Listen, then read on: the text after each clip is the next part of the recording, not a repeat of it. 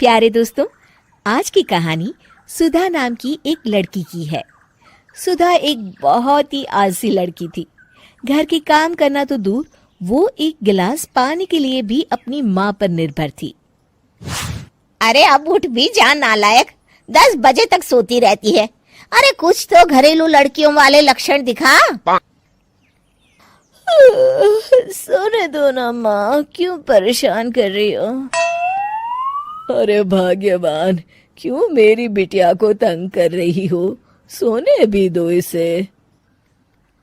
लो, बाप बेटी दोनों एक जैसे हैं। देख लेना, आपकी ये लाडली ससुराल जाके हमारी नाक कटाएगी। मैं कहती हूँ अब भी वक्त है, अपनी ये आदतें सुधार ले, वरना ससुराल में तेरी सास कान खींच कर तुझे सीधा करेगी। वही तुझे सबक सिखाएगी। दुनिया में आज तक कोई ऐसी सास पैदा नहीं हुई माँ, जो सुधा चोपड़ा को सबक सिखा सके। लेकिन होनी को कुछ और ही मंजूर था।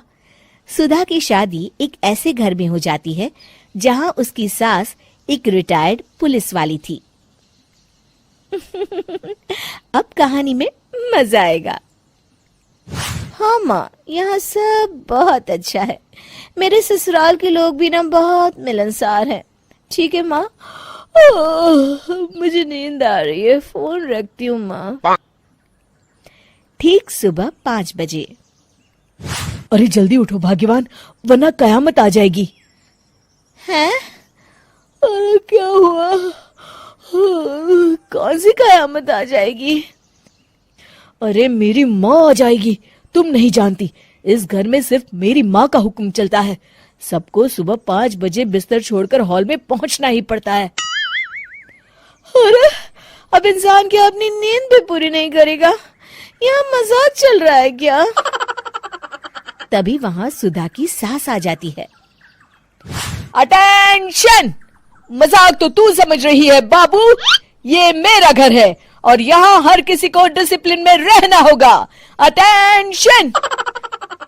अरे माँ जी, लेकिन इतनी सुबह कौन उठता है? कौन होता है मतलब? हम सभी उठते हैं, रोज उठते हैं, और अब से तुझे भी उठना पड़ेगा।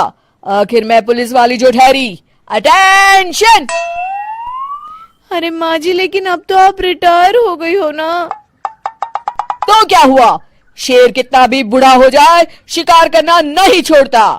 उसी तरह हम पुलिस वाले रिटायर होने के बाद भी अपने अनुशासन में ही जीवन जीते हैं। चलो अब बेकार की बहस बंद करो और उठकर हॉल में चलो।